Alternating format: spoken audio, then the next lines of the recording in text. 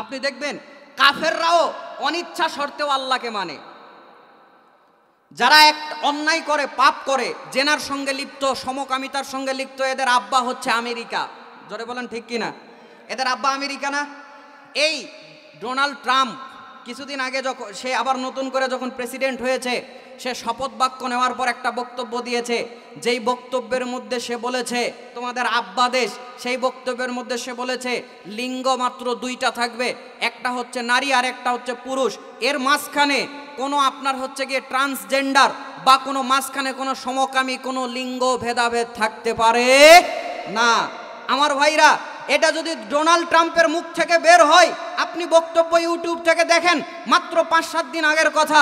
আমার ভাইরা, যেটা ইসলাম হারাম করেছে সেটা একটা কাফের ইসলাম বিদ্বেষীর মুখ থেকেও বের হয়ে গিয়েছে। জোরে বলুন ঠিক কিনা? এর পিছনে একটা কারণ আছে। ইলন মাস্ককে আপনারা চেনেন, নাম শুনছেন? পৃথিবীর বড় ধনীদের মধ্যে একজন। কিন্তু আশ্চর্য হবেন, ইলন মাস্কের যেই ছেলে রয়েছে, সে কিন্তু ছেলে হওয়ার পরেও একটা বয়সে যাওয়ার পরে সে নিজেকে অপারেশন করে মেয়ে হয়ে গিয়েছে। ইলন মাস্কের কাছে ওর ছেলে এসে বলছে, আমাকে যদি আপনি মেয়ে হওয়ার অনুমতি না দেন, অপারেশন করে আমি মেয়ে হব, যদি আমাকে মেয়ে হওয়ার অনুমতি না দেন আমি মরে যাব। ইলন মাস্ক রাজি হয়েছিল এবং তাকে অনুমতি দেওয়ার পর ঘোষণা করে দিয়েছিল, আমার ছেলে মরে গেছে, আমার ছেলে দুনিয়াতে নাই।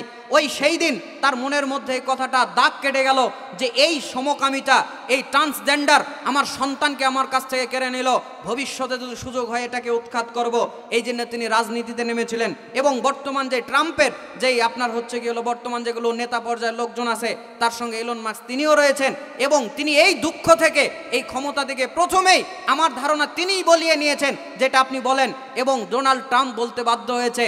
এখন বলেন, এই যে সমকামিতা এটা ইসলামে হারাম, আল্লাহ যে বলল দুনিয়ার মানুষরা, গাছপালারা আল্লাহকে ইচ্ছায় অনিচ্ছায় মানে, ওরা অনিচ্ছা সত্ত্বেও আল্লাহকে মেনে নিয়েছে। ইসলামে হারাম নয় এটা? 5885 নম্বর হাদিস, 5800 আপনার 86 নম্বর হাদিস বলেন, রাসূলুল্লাহ সাল্লাল্লাহু আলাইহি ওয়াসাল্লাম 5885, 5886 এবং ইবনু মাজার 1904 নম্বর হাদিসে আল্লাহ নবী বলেছেন, লাআনা রাসূলুল্লাহ সাল্লাল্লাহু আলাইহি ওয়াসাল্লাম আল মুতাশাব্বিহিনা মিনার রিজালি বিন নিসা ওয়াল মুতাশাব্বিহাতি মিনান নিসাই বির রিজাল। যেই ব্যক্তি পুরুষের বেশ ধারণ করবে মহিলা হওয়ার পরেও, যেই ব্যক্তি মহিলার হওয়ার পরেও পুরুষের বেশ ধারণ করবে, তাদের উপরে অভিশাপ। এগুলো ইসলাম অনেক আগেই বলে গেছে, তোমাদের আব্বা আমেরিকা এখন মানছে। আল্লাহ এ কথাই বলছে, দুনিয়ার মানুষরা আল্লাহ রাব্বুল আলামিনকে কেউ ইচ্ছায় মানে, কেউ অনিচ্ছায় মানেই আল্লাহ এ কথা কোরআনে বলে দিয়েছে। জোরে বলেন না সুবহানাল্লাহ।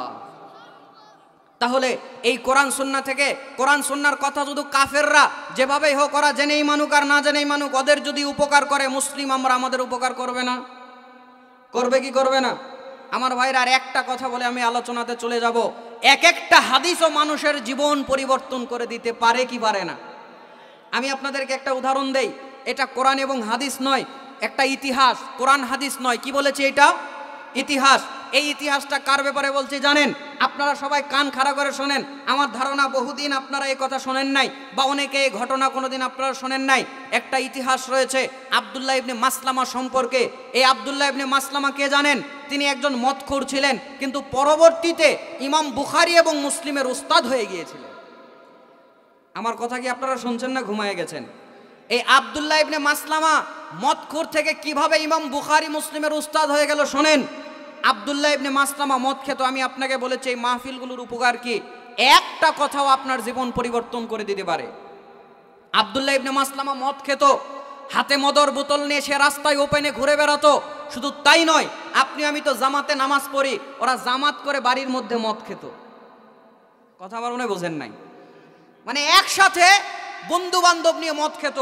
এই আব্দুল্লাহ ইবনে মাসলামা এরকম মত করছিল, কিন্তু তিনি একদিন দেখলেন ইমাম শুবা, তিনি বিখ্যাত একজন মুহাদ্দিস, যারা কোরআন হাদিস নিয়ে গবেষণা করেন নামটা শুনেছেন। এই ইমাম শুবা একদিন ছাত্রদেরকে নিয়ে, লোকজনদেরকে নিয়ে হাদিসের দার্স দিচ্ছিলেন। দেখেন কোরআন এবং হাদিসের একটা কথা মানুষের অন্তর কিভাবে পরিবর্তন করে। আব্দুল্লাহ ইবনে মাসলামা ওই জায়গাতে গিয়ে বলছে, আপনি কে? তুমি কে? ওই ইমাম শোবাকে বলছে। তখন তিনি বললেন আমি শোবা। তখন বলল শোবাকে। ইমাম শোবা চুপ করে আছেন। আবার প্রশ্ন করলেন তুমি কে, তুমি বলো। আশেপাশের লোকজনেরা বলল তিনি একজন মুহাদ্দিস, তিনি হাদিস বর্ণনা করেন। তো তিনি তো মদখোর, হাদিস কি জানেন না। ডাক দিয়ে বলছেন হাদিস কি আমাকে একটু বলেন তো, হাদিস কি আমাকে একটু শোনান তো। তখন ইমাম শোবা তার হাতে মদের বোতল দেখলো, তার মুখ থেকে মদের গন্ধ বের হয়ে আসছে। এই পরিবেশ দেখার পরে ইমাম শোবা এটা বিরক্ত বোধ করলো। আরে বাবা, একটা মদখোর হাতে মদের বোতল নিয়ে এসে কোরআন হাদিসের দার্সে এমন করছে। তখন তিনি বারবার যখন প্রেসার দিচ্ছে না হাদিস কি আমাকে বলাই লাগবে, তখন ইমাম শোবা বিরক্ত হয়ে বলেছে ইজা আলাম তাস্তাহি ফাসনা মা শিতা। আরেক হাদিসে রয়েছে ইজা আলাম তাস্তাহি ফাফআল মা শিতা। আল্লাহর নবী বলেছেন যেই ব্যক্তির লজ্জা শরম নাই সে যা ইচ্ছা তাই করতে পারে। তার মানে ইমাম শোবা বোঝালেন তোমার যদি লজ্জা শরম থাকতো মদের বোতল নিয়ে এখানে কোরআন হাদিস শুনতে আসতে না এবং এইভাবে আমাদেরকে প্রেসার দিতে না। কথা বুঝতে পেরেছেন? কি বলল যে তোমার লজ্জা না থাকলে তুমি যা ইচ্ছা তাই করতে পারো। হাদিস আবু দাউদে রয়েছে, বুখারীতে রয়েছে, মুসলিমে রয়েছে, অসংখ্য হাদিস গ্রন্থে রয়েছে। এই আব্দুল্লাহ ইবনে মাসলামা হাতে হাতে হাতে মদের বোতল নিয়ে মায়ের কাছে বাসায় গিয়ে বলছে মা মদের বোতল ফেলে দিলাম, আমার বন্ধুরা যদি কেউ মদ খাওয়ার জন্য বাড়িতে আসে বলে দিবে আজকের পর থেকে আব্দুল্লাহ ইবনে মাসলামার মদ খাবে না, ইমাম শোবার মতো সে হাদিস বর্ণনা করবে। ইমাম শোবা আমাকে আজকে একটি কথা শুনিয়েছে, কথাটা আমার অন্তরকে চেঞ্জ করে দিয়েছে, আজ থেকে আমি মদ খাওয়া বন্ধ করে দিলাম। বাড়ি থেকে চলে গেলাম ওই হাদিসের জ্ঞান অর্জন করার জন্য। তিনি হাদিসের জ্ঞান অর্জন করতে গিয়েছেন এবং এত বড় মুহাদ্দিস হয়েছিলেন যে ইমাম বুখারী এবং মুসলিমের উস্তাদ হয়ে গিয়েছে। বলবেন আব্দুল্লাহ ইবনে মাসলামা থেকে হাদিস রয়েছে, খোলেন সহিহ বুখারী 1007-79 নম্বর হাদিস খুলবেন। যেই হাদিসটা ইসলামিক ফাউন্ডেশনের রেফারেন্স অনুযায়ী আমি বললাম, ওই হাদিসটা রাতের প্রথম অংশে আল্লাহ প্রথম আসমানে নেমে আসেন। এই হাদিসের প্রথম রাবীর নাম কি জানেন? আব্দুল্লাহ ইবনে মাসলামা। জোরে বলেন না সুবহানাল্লাহ। এই আব্দুল্লাহ ইবনে মাসলামা থেকে ইমাম বুখারী হাদিস এনেছে। আপনি হাদিস নাম্বার বললাম মিলাই দেখবেন, প্রথম রাবীর নাম হচ্ছে আব্দুল্লাহ ইবনে মাসলামা। এবং আবু দাউদ থেকে যে হাদিসটা বললাম ইজা আলাম তাস্তাই ফাফআল মা শিতা, এই হাদিসের প্রথম রাবীর নাম হচ্ছে আব্দুল্লাহ ইবনে মাসলামা। আপনি চিন্তা করতে পারেন একটা হাদিস মানুষকে পরিবর্তন করে দিতে পারে, একটা কোরআনের আয়াত মানুষকে পরিবর্তন করে দিতে পারে। সুতরাং যারা এই মাহফিলগুলোর বিরোধিতা করে, এই মাহফিলগুলো না হোক যারা চায়, যাদের অন্তর বক্র হয়ে গিয়েছে, আমি বলবো আপনি অন্তরকে সোজা করার জন্য আল্লাহর দরবারে তওবা করেন। না হলে আমার মনে হয় আবু জেহেলকে আল্লাহ রাব্বুল আলামিন দুনিয়াতে যেরকম অপমান করেছিলেন পরকালে যেরকম অপমান করবেন। কোরআন হাদিসের বিরোধিতা করার কারণেও আপনারও সমপরিমাণ অপমান, জোরে বলেন, হতে পারে কি পারে না? সুতরাং সাবধান, আল্লাহ আমাদের সকলকে হেদায়েত দান করুক, বলেন আমিন। আমি কি আলোচনাতে যাব? আপনাদেরকে শোনার মনোযোগ আছে? দেখি কারা কারা রাজি আছেন? লিল্লাহি তাকবীর, লিল্লাহি তাকবীর। আমার ভাইরা, আর ডানে বামে কথা নয়, শুরুতে দুই একটা কথা না বললেই হয় না, সরাসরি আলোচনার দিকে চলে গেলাম। আমার ভাইরা, আজকে বক্তব্যের বিষয় ফিতনায় আক্রান্ত মুসলিম উম্মাহ, এ থেকে পরিত্রাণের উপায়। এর উপরে আমি কয়েকটি কথা বলে আপনাদের কাছ থেকে বিদায় নেব ইনশাআল্লাহ। প্রথমেই আপনাদেরকে আল্লাহর কোরআন থেকে একটি আয়াত বলে নেব। ভাইজান, কথা কিন্তু আজকে অনেকের উপর দিয়েও যেতে পারে, অনেকের ভিতর দিয়েও ছিঁড়ে যেতে পারে, অনেকের কষ্টও লাগতে পারে। যদি লাগে আমার কিন্তু কোনো দোষ নাই, আমার কিন্তু কোনো দায়ী নাই। আমার কাছে কোরআন সুন্নাহর দলিলে যা পড়বে আমি কিন্তু সব বলবো। আপনারা কি সহ্য করতে পারবেন? হক কথা বললে কিন্তু বাবার কাছেও ছেলে তিতা, হক কথা বললে কিন্তু চাচার কাছেও ভাতিজা তিতা, হক কথা বললে কিন্তু স্ত্রীর কাছেও স্বামী তিতা। হক কথা বললে আমার ভাইরা সমাজের সব মানুষ আপনাকে গ্রহণ করবে এমন নয়, আল্লাহর নবীকে গ্রহণ করে নাই, সুতরাং আমাদের কেউ করবে না। আমার ভাইরা, হক কথা ছেলে বলেছে জানেন, বাপ মেনে নেয় না। এই ওই মুহাম্মদ সাল্লাল্লাহু আলাইহি সাল্লামের জামানার কথা নয়, এই জামানা। হক কথা ছেলে বলেছে, বাবা মেনে নেয় নাই। আপনাকে একটা ছোট্ট করে উদাহরণ দেই। বর্তমানে বাংলাদেশের খুব বড় একজন বক্তা আছে, আলেম আছে, নাম হচ্ছে কামরুল ইসলাম অলিপুরি, নুরুল ইসলাম অলিপুরি, নাম আপনারা শুনেছেন, চিনেন? নুরুল ইসলাম অলিপুরি, লালদাড়ি, দেওবন্দীদের একজন হুজুর। যাক, তিনি একজন আলেম মানুষ। তো তাদের আকীদা তো অন্য, আল্লাহ সর্বত্র আছে, কথা বলুন। তাদের আকীদা তো অন্য, আল্লাহ রাব্বুল আলামিন সর্বত্র আছে। তো এখন তার ছেলে তো এই আকীদার পক্ষে নয়, তার ছেলে বক্তব্য দিয়েছে আল্লাহ আরশের উপরে আছে। আসলে আল্লাহ কোথায় আছে? আকীদা আমাদের কি হবে? আল্লাহ কোথায় আছে? আরশের উপরে। এ ভাই আল্লাহ কোথায় আছে এই কথা আপনি আমি কেন, এই কথা তো আল্লাহ স্বয়ং নিজে কোরআনে বলতে হবে, ঠিক নয় কি বলুন? আল্লাহ কোরআনে বলছেন, 60টি আয়াত আমি পেয়েছি। আল্লাহ কোরআনে বলছেন আর রহমানু আলাল আরশি ইস্তাওয়া, রহমান তিনি আরশের উপরে। এরকম একটা আয়াত নয়, কোরআনে 60টা আয়াত রয়েছে। কোরআন আল করিম সূরাতুল আরাফ 7 নম্বর সূরার 8 নম্বর পারার 54 নম্বর আয়াত। কোরআন আল করিম সূরাতুল ইউনুস 10 নম্বর সূরার 11 নম্বর পারার আয়াত নম্বর 3। কোরআন আল করিম সূরাতুর রাদ 13 নম্বর সূরার 13 নম্বর পারার 2 নম্বর আয়াত। কোরআন আল করিম সূরাতুত তাওহা 20 নম্বর সূরার 16 নম্বর পারার 5 নম্বর আয়াত। কোরআন আল করিম সূরাতুল ফুরকান 25 নম্বর সূরার 19 নম্বর পারার 59 নম্বর আয়াত। কোরআন আল করিম সূরাতুল সাজদা 32 নম্বর সূরার 21 নম্বর পারার আয়াত নম্বর 4। কোরআন আল করিম সূরাতুল হাদিদ 57 নম্বর সূরার 27 নম্বর পারার 4 নম্বর আয়াত। এই 7 আয়াতে আল্লাহ বলছেন আল্লাহ আরশের উপরে আছে। এই হক কথাটাই তার ছেলে বলেছিল, এইটাই চূড়ান্ত আকীদা। ইমাম আবু হানিফা রাহিমাহুল্লাহর আকীদা, ইমাম শাফেঈ, ইমাম মালিক, ইমাম আহমদ ইবনে হাম্বল পূর্ববর্তী সমস্ত সালাফদের আকীদা। ইমাম আবু হানিফার আকীদার গ্রন্থ খুলুন, আল ফিকহুল আকবার। আল ফিকহুল আকবরের মধ্যে ইমাম আবু হানিফা রাহিমাহুল্লাহ বলেছেন আল্লাহ কোথায় আছে, এই কথার জবাব যদি তোমরা না দিতে পারো, তোমরা যদি বলো আমরা জানি না, ইমাম আবু হানিফা তাকে কুফরির ফতোয়া দিয়েছেন। তাহলে হক কথা এই দিক থেকে বেটাই বলেছে, বাপের কাছেও মিঠা হতে পারে নাই, তিতা হয়ে গিয়েছে। জোরে বলেন ঠিক কিনা? আজকে আমরাও যদি হক কথা বলি, আমাদের জন্য ফাঁসির দড়ি রেডি থাকতে পারে, আমাদের জন্য জেলখানা রেডি থাকতে পারে, আমাদের জন্য কেউ রক্ত চক্ষু তুলে থাকিয়ে থাকতে পারে। আমি বলে রাখতে চাই, পৃথিবীর কোনো রশি, পৃথিবীর কোনো জেলখানা, পৃথিবীর কোনো রক্ত চক্ষু আমাদেরকে ঠেকাতে পারবে না। আমরা হক বলছি, হকের উপরে আছি, ভবিষ্যতেও থাকবো ইনশাআল্লাহ। জোরে বলুন ঠিক কিনা? আল্লাহর নবী বলেছেন, এই হাদিসটা আপনি পাবেন ইবনে মাজাহ প্রথম খণ্ডের 10 নম্বর হাদিস, লা ইয়াজালু তাইফাতুম মিন উম্মতি আলাল হাক্কি মানসুরিনা লা ইয়াদুররুহুম মান খালাফাহুম হাত্তা ইয়াতি আমরুল্লাহি আযজা ওয়া জাল্লা।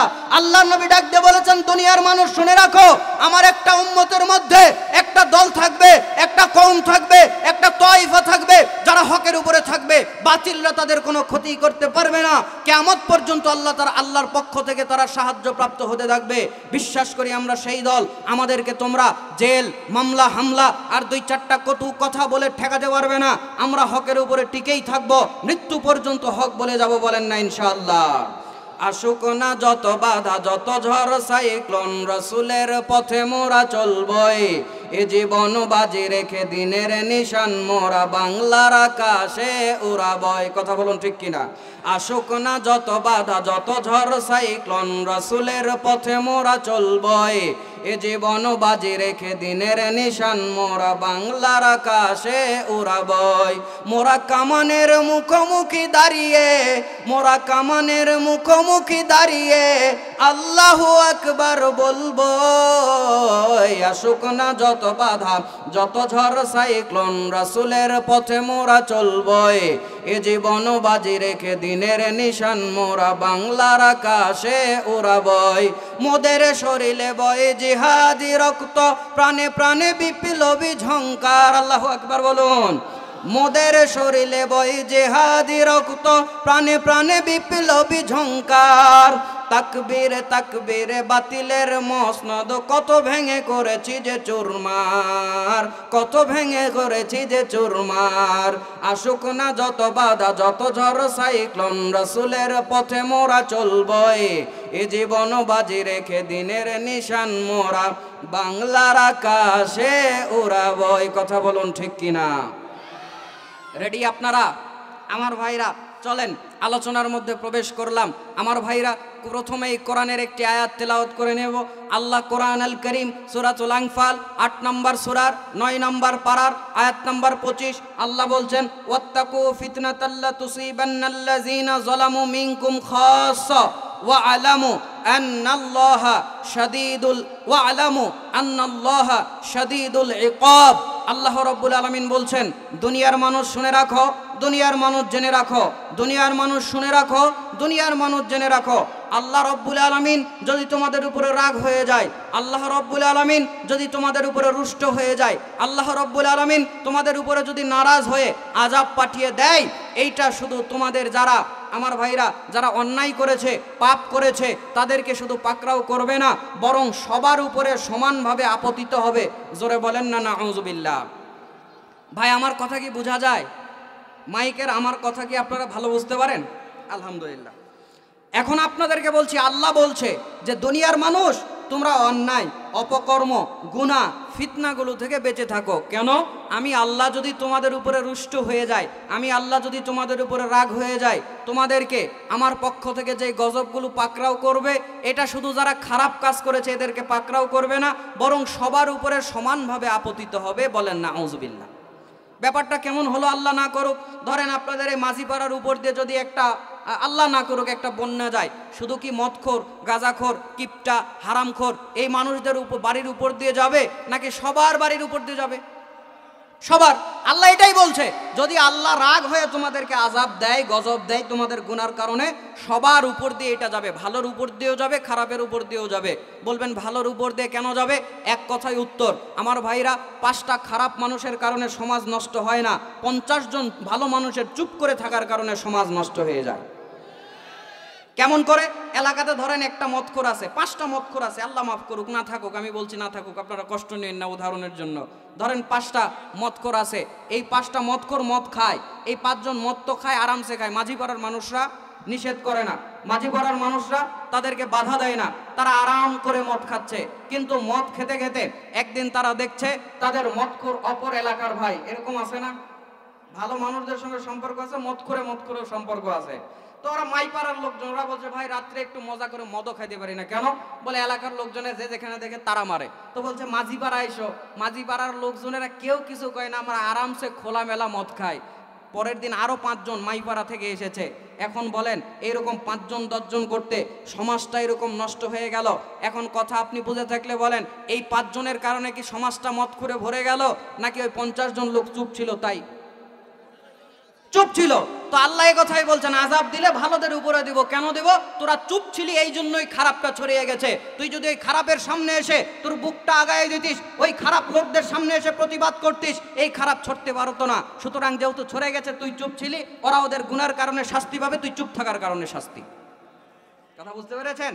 তো আল্লাহ এই কথাই বলছে, তোমরা যদি অন্যায় করার কারণে আমি আল্লাহ যদি তোমাদেরকে শাস্তি দেই, তাহলে তোমাদের সকলের উপরে এটা সমানভাবে যাবে। জোরে বলেন না আউযুবিল্লাহ। এবার হাদিসের দিকে আসেন।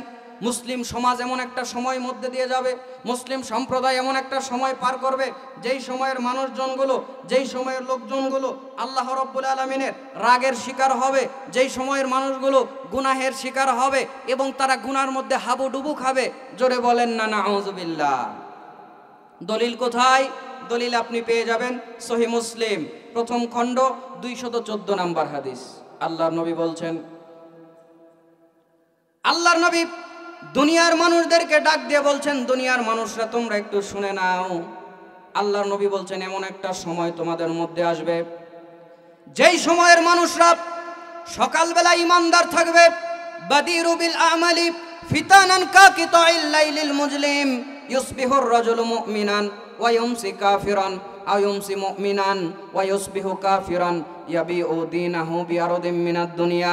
আল্লাহর নবী ডাক দিয়ে বলছে, দুনিয়ার মানুষ তোমরা শুনে নাও, তোমরা জেনে নাও, তোমাদের মধ্যে এমন একটা সময় আসবে, তোমাদের মধ্যে এমন একটা টাইম তোমরা পার করবে, যেই সময়ের মানুষরা এমন ফিতনার মধ্যে দিয়ে যাবে, তোমাদের উপরে ফিতনা গাঢ় কালো রাতের মতো, অন্ধকারের মতো তোমাদেরকে ছেয়ে নেবে, তোমাদেরকে গ্রাস করে নেবে। ওই সময়ের মানুষজনগুলো ফিতনায় পড়ে তাদের অবস্থা এমন হয়ে যাবে, সকালবেলা তারা ইমানদার ছিল, বিকালবেলা সন্ধ্যাবেলা বেঈমান হয়ে যাবে। শুধু তাই নয়, তারা বিকাল সন্ধ্যা করবে ইমানদার অবস্থায়, পরদিন সকাল হতে হতে সবগুলো বেঈমান হয়ে যাবে। জোরে কন্না নাউযুবিল্লাহ। শুধু তাই নয়, আল্লাহ নবী ডাক দিয়ে বলেছেন, ইয়াবিউ দীনাহু বিআরদিম মিনাদ দুনিয়া। ওই সময়ের মানুষরা এমন অন্যায় আর পাপের মধ্যে লিপ্ত হয়ে যাবে, এমন অন্যায় আর ফিতনার মধ্যে তারা পড়ে যাবে, তারা দুনিয়া দিয়ে আখিরাতকে বিক্রি করে দিবে। একবার আওয়াজ করে বলেন না নাউযুবিল্লাহ। আমরা অন্ধকার দেখতে পাই, অন্ধকার যেমন করে আমাদেরকে ছেয়ে নেয়, আমাদেরকে ঘিরে নেয়, এই অন্ধকার যেমন আমাদের উপরে এসে ঢেকে নেয়, আল্লাহর নবী বলছে ফিতনা এমন করে ঢেকে নেবে, একটা মানুষ সকালবেলা ইমানদার থাকবে, বিকালবেলা বেঈমান হয়ে যাবে, বিকালবেলা ইমানদার থাকবে, সকালবেলা বেঈমান হয়ে যাবে, দুনিয়ার সামনে সে তার দিনকে বিক্রি করে দেবে। মাঝি পাড়ার মানুষরা আমাকে প্রশ্ন করতে পারেন, দুনিয়াকে আখিরাতের সামনে কেমন করে বিক্রি করে দেওয়া হয়? আপনাদের কাছে আমি উল্লেখ করতে চাইবো, আপনাদের এলাকাতে দেখবেন রাস্তাঘাট তৈরি হয়, এই রাস্তাঘাট তৈরি হওয়ার পর টাকাটা কেমন করে ঠিকাদার তোলে, প্রথমে নিজের পকেট থেকে টাকাটা ব্যয় করে, টাকাটা ব্যয় করার পর যখন সে টাকাটা তোলার প্রয়োজন হবে, আমার ভাইরা ওই এলাকার যেই ইঞ্জিনিয়ার রয়েছে রাস্তাটা এসে খনন করবে, রাস্তা খনন করে দেখবে সে রাস্তার মধ্যে মাল মেটেরিয়াল কেমন দিয়েছে, খোয়া কেমন দিয়েছে, বালু কেমন দিয়েছে, পিচ কেমন দিয়েছে, সব চেক করার পর একটা সই করে দিবে। ওই সই করার পর ঠিকাদার টাকা তুলতে পারে। জোরে বলুন ঠিক কিনা? আমার ভাইরা, এই মানুষটা ইঞ্জিনিয়ারটা এসে দেখছে রাস্তা খনন করে, দেখছে রাস্তার মধ্যে খনন করার পর দেখতে পারলো পিচ যেই জায়গাতে 1 ইঞ্চি দেওয়ার কথা 1/2 ইঞ্চি দিয়েছে, যেই জায়গাতে 1 নাম্বার ইট দেওয়ার কথা 6 নাম্বার ইট দিয়েছে। ইঞ্জিনিয়ার দেখে বলছে, ভাই রাস্তার মধ্যে কাজ তো তুমি ভালো করো নাই। ডাক দিয়ে বলছে, ইঞ্জিনিয়ার সাহেব আপনাকে সময় মতো 10 লাখ টাকা দিয়ে দেওয়া হবে, সইটা দিয়ে দেন, আপনিও খেয়ে বাঁচেন আমিও খেয়ে বাঁচি। জোরে বলেন আছে না নাই? মাত্র 10 লাখ টাকার বিনিময়ে আখেরাতকে বিক্রি করে দিল। আল্লাহর নবী এটাই বলছেন, এমন একটা সময় আসবে সকালবেলা ইমানদার, বিকালবেলা বেঈমান, বিকালবেলা ইমানদার, সকালবেলা বেঈমান। জোরে বলেন এরকম পরিস্থিতি আমরা দেখতে পাই কি পাই না? শুধু তাই নয়, মুসলমানরা এমন ফিতনার মধ্যে থাকবে, শুধু সকাল বিকাল নয়, কতক মানুষ সারা জীবন মাহফিল শোনে না, মুশরিক কোনো বক্তার মাহফিলে যদি ঢোকে, সে ওর কথা যদি শুনে বিশ্বাস করে মাহফিল থেকে বের হয়, ওই 1 ঘন্টার মধ্যে বেঈমান। জোরে বলেন আছে না নাই? বলছে, জীবন মরণ নাও ভাসাইলাম, জীবন মরণ নাও ভাসাইলাম বাবা তোর নামে, আমাদের নিয়ে যাও গো মদিনার পানে। জোরে বলেন আছে না নাই? জীবন মরণ নাও ভাসাইলাম, জীবন মরণ নাও ভাসাইলাম খাজা তোর নামে, আমাদের নিয়ে যাও গো মদিনার পানে। কেউ যদি খাজা বাবার কাছে যদি বলে যে তোমার নামে জীবন, আমি তোমার নামে চলা শুরু করে দিলাম, আমার ভাইরা ওখানে একটা আমি নিশ্চিত আমার কান দিয়ে শুনেছি, আমাদের এলাকাতে এরকম কিছু লোক আছে আশেপাশে, ভ্যানে ওঠার সময় বলছে আব্দুল গফুর চিশতি সহায় আল্লাহর নাম নেই না। এটা আমার বাস্তব দেখা এবং শোনা। শুধু তাই নয়, আমাদের এলাকাতে একটা বাড়ি রয়েছে, বাসাতে আমরা লিখি আল্লাহু আকবার, লিখি কি লিখি না? উপরে ওই যে সামসাইড আছে ওখানে দরজায়, উনি কি লিখছে জানেন? খাজা গফুর সহায়। আপনি হাসলে আমি এখনই আপনাকে দেখাবো। আমার কাছে যে অনেক ভাই বলতেছে দেখছে, আমি আশ্চর্য হয়ে গেলাম, কিরে ভাই ও কি মানুষ না রোবট? আছে তো আমি আশ্চর্য হলাম। তো উনি এখন 70 বার জেনা কি বলে স্বপ্নদোষ হয়েছে, ওই লোক এখন বুঝতে পারলো না, মুরিদের কাছে গেছে, মুরিদের কাছে যাওয়ার সাথেই নাকি পীর সাহেব বলতেছে, আমি জানি তুমি আমার কাছে কেন এসেছো। আমার ভাইরা এখনো বলেই নাই, ওর কথা অন্তরেই রয়েছে, সে পীর সাহেব বলতেছে নাকি অন্তরের কথা জানে। শুধু এইটুকু বিশ্বাস করলে ঈমান আছে। গায়েবের খবর একমাত্র কে জানে? আল্লাহর নবীর কাছেও আল্লাহ না জানালে কোনো গায়েবের খবর নাই। তো ছোট্ট একটা কথাই তো বেঈমান বানানোর জন্য যথেষ্ট। যাই হোক, ঘটনাটা যখন বললাম 30 সেকেন্ডে বলেই নেই। তো ওই হুজুরি, যেই হুজুরি এই গান গায়, ওই হুজুরি এবার বলছে, আমার ভাইরা 70 বার হয়েছে, তখন এখন বলছে তুমি কেন এসছো? আমি জানি। বলছে কেন এসেছি? বলে তোমার আজকে রাতে 70 বার স্বপ্নদোষ হয়েছে, তাই তুমি এসেছো। কিরে ওর স্বপ্নদোষ হলো, তুই কেমনে জানলি? আরো কথা আছে। তো বলছে হুজুর তাহলে কি এখন করতে হবে, এটা কেন হলো বলেন তো? বলছে শোনো, আমি লাউহে মাহফুজের তাকদিরের পৃষ্ঠা একদিন মোরাকাবার হালতে উল্টাচ্ছিলাম, মানে ধর্ম মনে হয় ওদের পকেটে আছে, লাউহে মাহফুজের তাকদিরের বই নাকি উনি মোরাকাবার মধ্যে উল্টাচ্ছে, ধর্ম মনে হয় ওদের পকেটে। তো উল্টাতে গিয়ে আমি দেখছি তোমার লেখা আছে, তোমার তাকদিরের পৃষ্ঠার মধ্যে লেখা আছে তুমি 70 বার জেনা করে জাহান্নামে যাবে। তো আমি দেখলাম এত আমার তো মুরিদ হবে, এ জাহান্নামে গেলে তো হয় না। আল্লাহকে বলছে, আল্লাহ, বলছে কি হয়েছে? বলছে এর 70 বার জেনার গুনাহ রয়েছে, এটা কনভার্ট করে দিয়ে একে জান্নাতে দিতে হবে। কিভাবে? বলছে আল্লাহ এটা যেমনে করেন আপনি কনভার্ট করে দেন। তো আল্লাহ বলছে ঠিক আছে, 70 বার জেনাকে 70 বার স্বপ্নদোষ করে দিলাম, ওই স্বপ্নদোষ হলো তার জাহান্নাম হবে না, 112 হোক আর যাই হোক। তো স্বপ্নদোষের মাধ্যমে কনভার্ট করে দিয়ে ওর জেনার গুনাহ মাফ করে নিয়ে তোকে আমি জান্নাতে যাওয়ার ব্যবস্থা করে দিয়েছি। সুবহানাল্লাহ না নাউজুবিল্লাহ?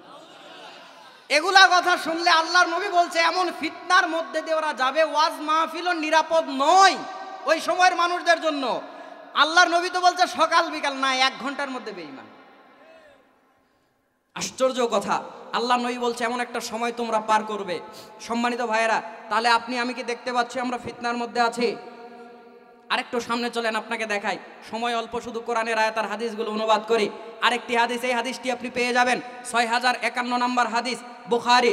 রাসূলুল্লাহ মুহাম্মদ সাল্লাল্লাহু আলাইহি ওয়াসাল্লাম বলছেন এমন একটা সময় তোমাদের মধ্যে আসবে, ইয়াতি আলান নাসি জামাআনুন খায়রু মালির রাজুলিল মুসলিমিন গানাম ইয়াতবাউ বিহা শাআফাল জিবালি ওয়া মাওয়াকিয়াল কতরি ইয়াফিরু বিদীনিহি মিনাল ফিতান। আল্লাহর নবী বলছেন অচিরেই তোমাদের মধ্যে এমন একটা সময় আসবে যেই সময়ের মানুষগুলো এমন হবে যারা তাদের এলাকাতে থেকে ইসলাম মানতে পারবে না, তারা শুধু ইসলাম মানার জন্য এলাকা ছেড়ে চলে যাবে। কয়েকটা ছাগল আর কয়েকটা বকরি নিয়ে, হাদিস বোঝেন, গভীর হাদিস। আল্লাহর নবী বলছেন ইয়াতি আলান নাসি জামাআনুন খায়রু মালির রাজুলিল মুসলিমিন গানাম। এমন একটা সময় আসবে যেই সময়ের মানুষদের উত্তম সম্পদ হবে কয়েকটা ছাগল আর বকরি।